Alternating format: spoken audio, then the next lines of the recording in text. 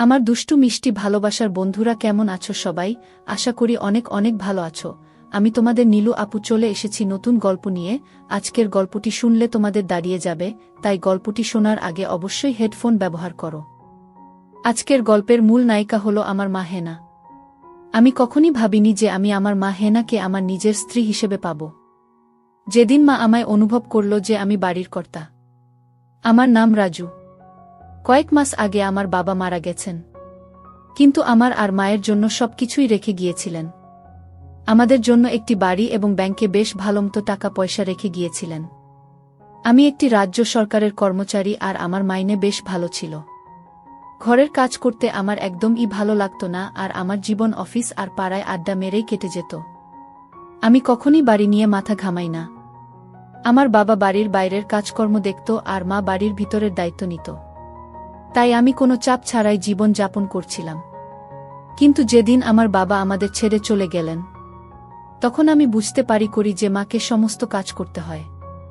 মা কিছু না বলেই প্রায় 1 মাসের উপর সব দিক সামলাচ্ছিল এবং কখনো অভিযোগ করেনি। কিন্তু একদিন মা আমার উপর অনেক চেঁচিয়েছিল। মা আমার উপর রেগে বলেছিল, তুই একটা দায়িত্বজ্ঞানহীন ছেলে। তোর বাবার অবর্তমানে তুই বাড়ির কর্তা, তাই তোকে পরিবারের সমস্ত কাজকর্মের দায়িত্ব নেওয়া উচিত। মায়ের জন্য আমার খারাপ লাগলো এবং তখন থেকে আমি বাড়ির সব কাজকর্ম করতে শুরু করলাম আর মাকে সবভাবে সাহায্য করতে লাগলাম। আমি বাড়ির বাইরের সমস্ত কাজ করতে লাগলাম এবং মা আর কখনো অভিযোগ করেনি। মা খুব খুশি হয়েছিল। প্রতিটি জিনিস ভালো চলছিল যতক্ষণ না বুঝলাম মাও একজন মহিলা। আমার এখনও সেই দিনটি মনে আছে। আমি কাজ থেকে তাড়াতাড়ি এসেছি এবং যেহেতু মা আমার জন্য দরজা খোলেনি, আমি আমার চাবিটি দিয়ে দরজা খুলে বাড়ি ঢুকলাম। বাথরুম থেকে শাওয়ারের আওয়াজ আসছে। আমি আমার সমস্ত জিনিসপত্র রাখার জন্য আমার ঘরে গেলাম। কিছুক্ষণ পরে শাওয়ারের আওয়াজ থামল এবং বুঝলাম মা তার ঘরে ঢুকল। আমি আমার ঘর থেকে বেরিয়ে মায়ের ঘরের দিকে যাচ্ছিলাম। মায়ের ঘরের দরজায় গিয়ে দেখলাম যে দরজাটি ঠিকভাবে বন্ধ করা হয়নি। দরজার ফাঁক দিয়ে ঘরের ভেতর তা দেখা যাচ্ছিল। মা ভেজা পরে দাঁড়িয়ে আছে, মায়ের উপর থেকে সম্পূর্ণ।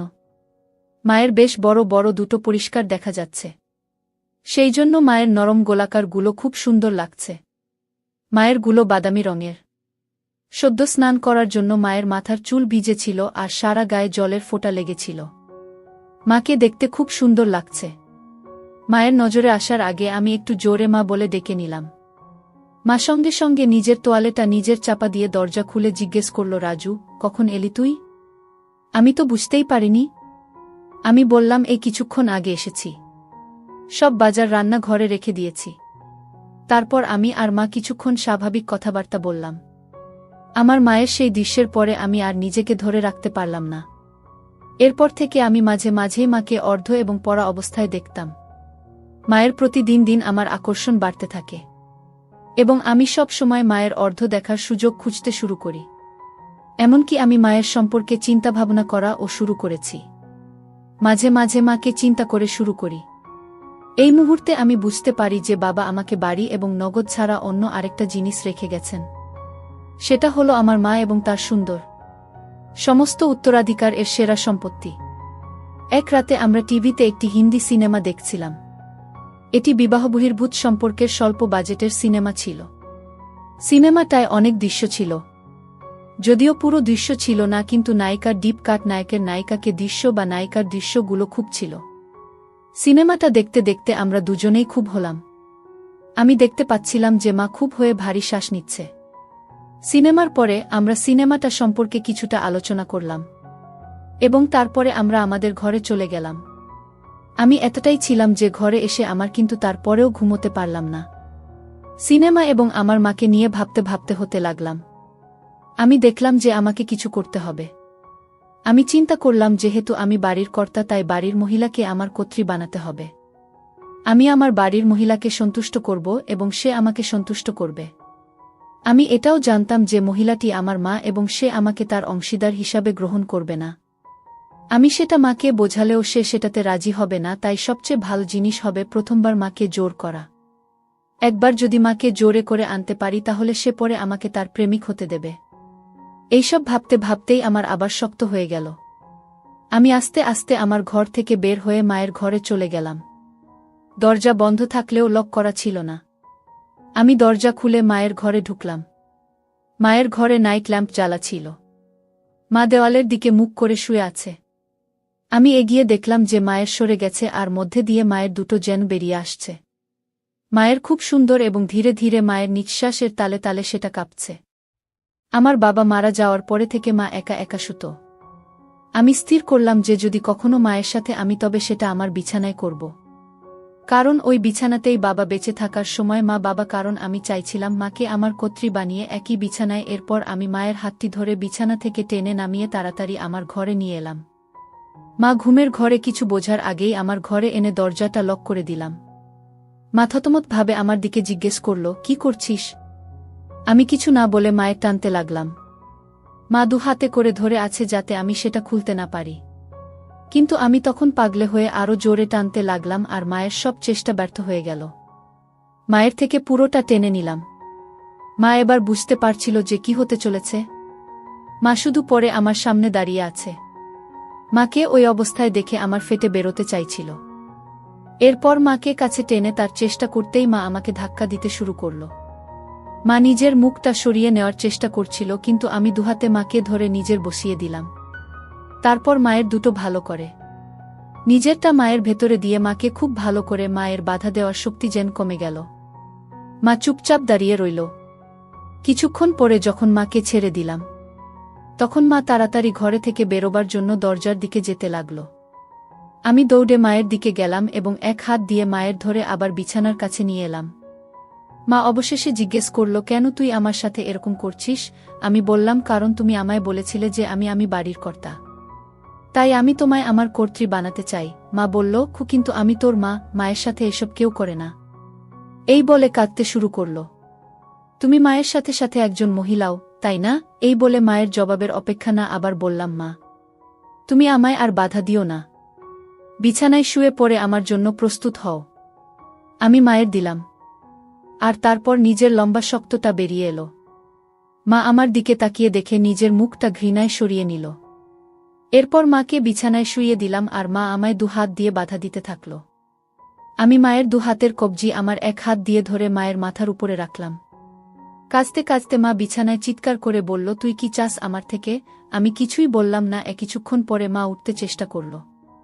এবার আমায় ধাক্কা মেরে উঠে দাঁড়িয়ে দরজার দিকে যেতে শুরু করতেই আমি মাকে পেছন থেকে ধরলাম।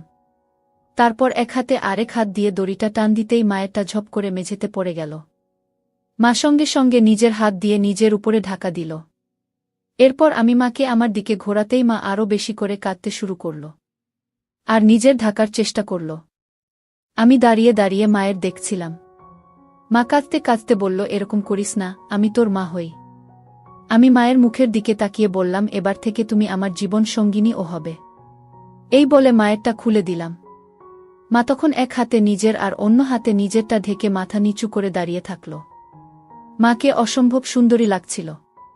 আমি মায়ের হাত দুটো জোরে করে সরিয়ে দিতেই সুন্দর নরম বড় বড় দেখতে পেলাম। বাদামি রঙের দুটো শক্ত হয়ে দাঁড়িয়ে আছে। বুঝলাম মা হয়ে গেছে। আমি এবার মাকে বিছানায় শুইয়ে দিয়ে মায়ের উপর শুয়ে পড়লাম। কিন্তু মা তখন নিজের হাত দিয়ে আমার বাধা দিচ্ছিল। এবার মায়ের দুটো হাতের কবজি একসাথে এক হাত দিয়ে ধরে মায়ের মাথার উপর ধরলাম, আর একটা হাত দিয়ে মায়ের ধরলাম। মায়ের কালো ঘন ঢাকা ছিল। মা পা দুটো একসাথে চেপে রেখেছিল, তাই আমি আমার পা দিয়ে মায়ের দুটো পা জোরে করে ছড়িয়ে দিয়ে একটা আঙ্গুল ভেতরে দিলাম। মা হিসিয়ে উঠল আর বলল, এরকম করিস না, এটা পাপ কাজ। আমি কোনো কথা না বলে মায়ের খেতে খেতে কিছুক্ষণের মধ্যেই মায়ের ভিজে গেল আর মা শুধু না করতে করতে বের করে দিল। মা হাঁপাতে হাঁপাতে বিছানায় পড়ল। আমি এবার মায়ের হাত দুটো ছেড়ে দিলাম আর মায়ের বাধা দেওয়াটাও যেন বন্ধ হয়ে গেল।